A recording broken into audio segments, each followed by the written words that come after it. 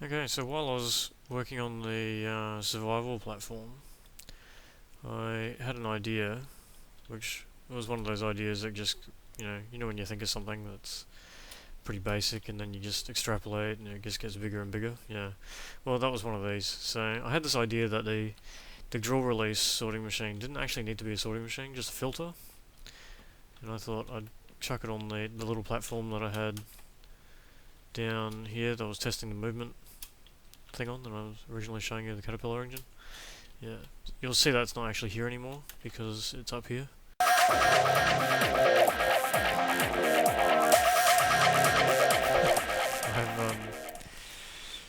just been building it up. It still has movement. It's got the original one under here that did forwards. This is the forwards engine. This one here, and this is backwards, and that's up. So I got 3 out of the 6. I haven't got down yet, so I can't go back down, but it still works as planned. I had to change the LV solar array. I discovered there's actually a bug at the moment that causes Minecraft to crash if you try and move one of the compact solar blocks. So the LV array or the MV array, and I think the HV array as well. If you try and move them on the red power frame, it crashes Minecraft completely. So you get kicked back to your desktop. So I've changed that LV array. It was only 1 anyway, so I could have just put in 8 single standard solars and it would have done the same job. I've gone a little bit further. I've put in I guess it's about equal to 2 and a bit, I think. So yeah. I'd show you the movement, but it's actually drilling at the moment, so I might leave that. But everything else works. Oh, I did change something else too, which I thought of on paper. So both the miner and the pump output to adjacent chests. So I replaced the iron chests that they each had separately with a standard wooden double chest, because you can have that adjacent on one side. So I did that. So they share that output, and it means I only need to have the one sorting machine. I don't have to have one feed to another, feed to another. I can have it just one output, and you're done. So it's like a one-stop storage. So everything that goes in there gets output along that top pipe there, which is the output pipe. If it's a mining pipe, so I'll show you the sorting machine. This one down here. You'll see in there. If it's a mining pipe, it's blue. Anything else, it has a default color of black. So, yeah, that way I don't have to worry about setting up a filter or anything. So if it's black, like if it doesn't get marked blue because it's a mining pipe, then it'll skip over this blue pipe and it'll go down here. And that is ore, that is full lava cells, water cells, yeah, everything pretty much goes in there. So, and I've still got the retriever drill system set up, which is what? Where is that? That is where does that go? Oh, that's this one. No, it's not. The drill is where did I put that? Oh, there. Here it is. Here we go. So this sorting machine here is the one that feeds the mining pipe in, right? And this one here is the drill release. Now they share a bit of tube down in here that goes up into the top of the miner. So that meant that on this side of the tube, perfect place to stick the retriever, right next to where it goes in. So it's going to come out the same bit. And there's already power here because the sorting machine needs it, so I can power it directly. I don't need to run an extra cable. Stick the diamond drill on there, and I colour it blue, and that way it's retrieved out this same pipe, goes through the same output pipe, and down the blue pipe where the mining pipe goes, because it's coloured the same. So yeah, reusing the same bit of tube. The reason that's redstone cube is so that the retriever is triggered when the bat box is full. So that gets its signal from over here. And let's just turn that rain off. So down in there, if I can target it. Okay, so there's a gate down there. Hang on. But there's also a bat box. If I can grab it. See if we can get it underneath. There we go. Okay, so that bat box. The gate on top of that is triggered if the capacitor is full, so it sends a redstone signal through here and then up into the tube and then down the tube and into the retriever. So that's how that works. So when the bat box, same as in the other systems there and the big one as well, if the bat box is full, it triggers the retriever, pulls the drill out of the miner, sends it back to this box here. Now the sorting machine that feeds the mining pipe in constantly, that won't feed the drill. You still need a drill release because it's got to run on a pulse, so you don't want it feeding the drill constantly. You want it out while you're moving the frame. At the moment I just got a button on here, but I'm going to change that for probably a wireless redstone device or something like that. And all the movement configurations, they're still manual. The up, back and forward, I've only got up, back and forward at the moment. They're all operating on levers, so yeah, it's just a stopgap measure at the moment. But other than that, it actually works. I can move this around without any faults, so yeah, it's pretty good. Whereas that one over there won't move. This one over here will never move because it's I discovered it's just way over the item limit. This one here won't ever be over the item limit because I've put in limitations to stop that from happening, such as the fabricator setup has been changed, so you'll see it's not constantly full of cells. It operates on a pulse, which is how I was testing.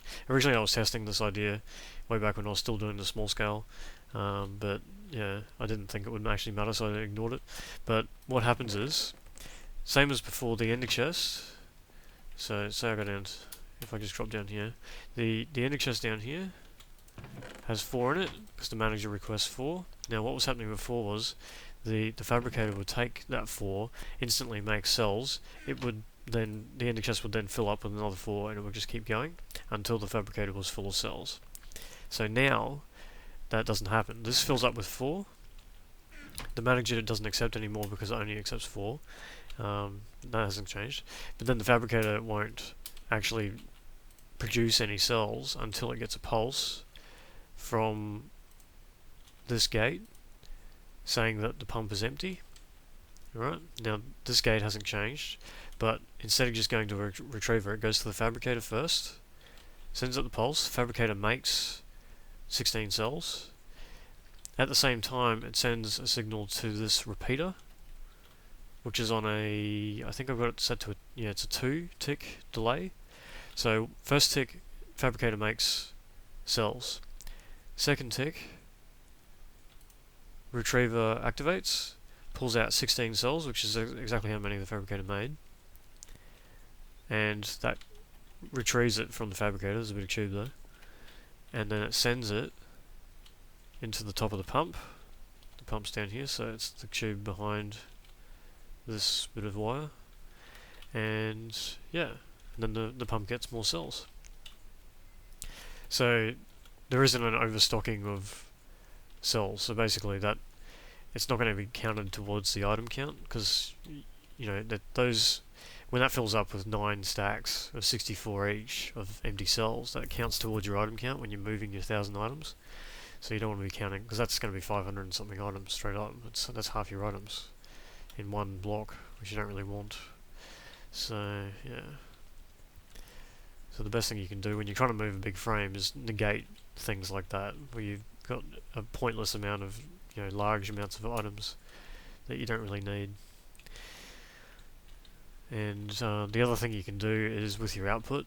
So this is the output of the query. This is going to make sure that's not just sitting there getting blocked up. You've got to have a sorting system on the other end clearing that out.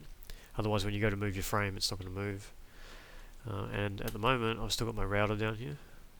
So this is currently taking everything out of the chest that goes in and feeding it into this router system. So yeah.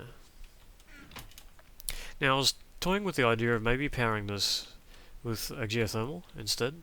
So taking out all these solar panels and putting a geothermal on there. And you'd need to kickstart it with a little bit of lava. But as long as you had a stock of these lava cells, because I've actually got lots, and I guess there's plenty of lava around, so even if, it'd be pretty rare for it to run out, because it lasts for a fair while. So, I don't know, I'm thinking about maybe doing that on another model. I might make another model like this, and try to rip out this whole solar array business and put in a geothermal generator running on. So that's an idea anyway, for another day, I think. But yeah, at the moment this works. So I've just got to put in a downward motion. So I'll probably attach another frame wall like this one over here on this side. Stick a downward motion set up on that, and maybe on the top I'll put a bit of frame on the top instead of a side to side motion. So one way and one the other. So that way it's got full, 360 degree motion basically. Yeah. But it's working in every other respect. So it auto feeds the pump, gets rid of all the liquids, pulls out everything. It's only one drill, but it occurred to me you don't really need one drill. With a 4 drill model like this, because they work independently, if one drills to the bottom too fast, finishes everything, it has less ore, or less liquids to pump out, or whatever the reason is, one might finish before the others. It's just going to sit there. So it's not really that efficient. You might have them all finish at different times, bedrock at different levels, different amounts of ore, So, whereas one drill, it can do one complete drilling in a 9-block radius, get all the liquids out, get everything out, and then move on, and not have to worry about waiting for other drills. So I think this is probably better. I was thinking about in my survival one doing a 3-drill line of drills, so like this, but 3 wide or something. But yeah, I don't know. I'm sort of leaning towards just one, because it should be faster, effectively. It'll be able to move on without having to wait. Plus less work as well. So yeah, I don't know. I'm thinking this is pretty good. So I'm gonna just carry on with this. I'll probably just keep building the movement sections, and then I'll worry about a wireless control setup, and then I'll probably attach a computer so that I can move it from base. And yeah, well, I'm not gonna worry about it here, I don't think. This one's working well enough, so I'm gonna continue the one in the survival world, but I'll try to build it to this standard. So this is what I'm basically going to be aiming for, something like this, because this works pretty well.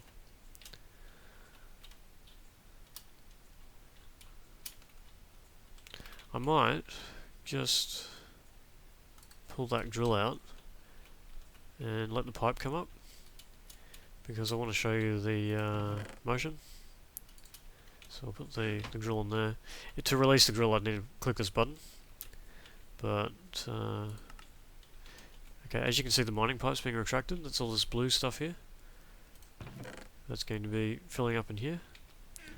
And if we go down here, we should be able to see it coming up eventually. There's a fair bit of it down there, but that will retract.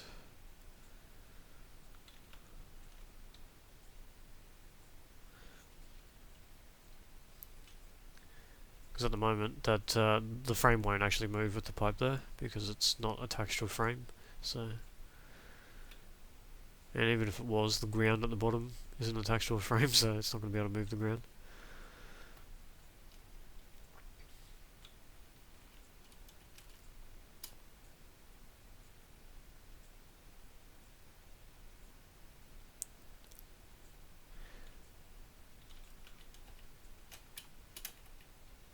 There we go, it's coming up. It does happen pretty quick, it's just that it's a rather large hole, so it's been drilling for a little while now. Alright, so that's going to retract up. All the pipe comes out, that's the last of the pipe. Everything goes in the chest there.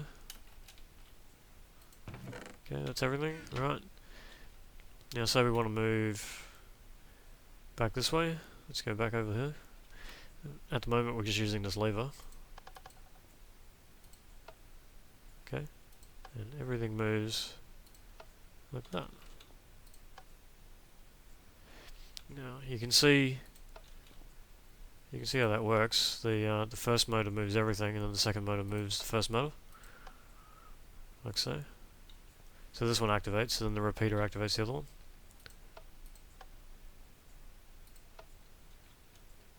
Cool. Just like that.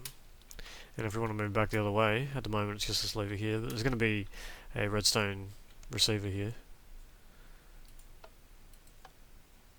And does the same thing. So it's not too hard to do that. And everything's still intact, all the panels are still attached. Everything's still where it should be, and the drill's still in the chest here. So, and to send the drill back out, so there'd be a transmitter here as well on a different frequency to send the drill. That goes down through that tube, just like I was saying. And then mining pipe gets sent. You can see all the blue going through there. Sorting machine feeds the mining pipe down, and away it goes. And it'll just dig a new hole.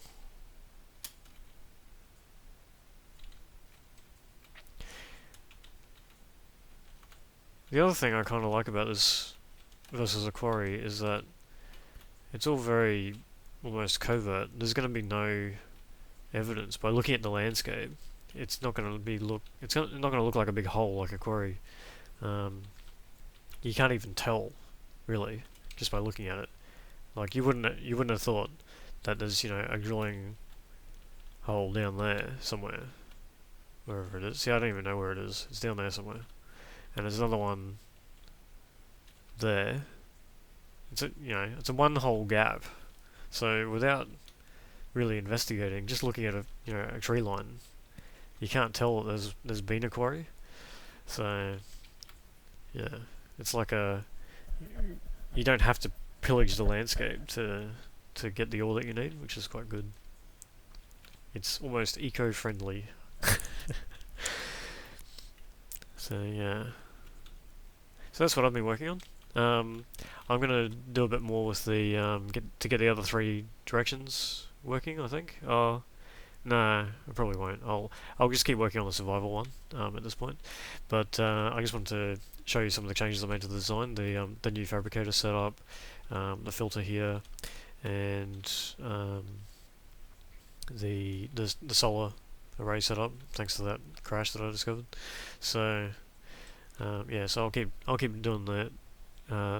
The work on the survival frame and using the new design, and yeah, I'll be back when I've got some progress.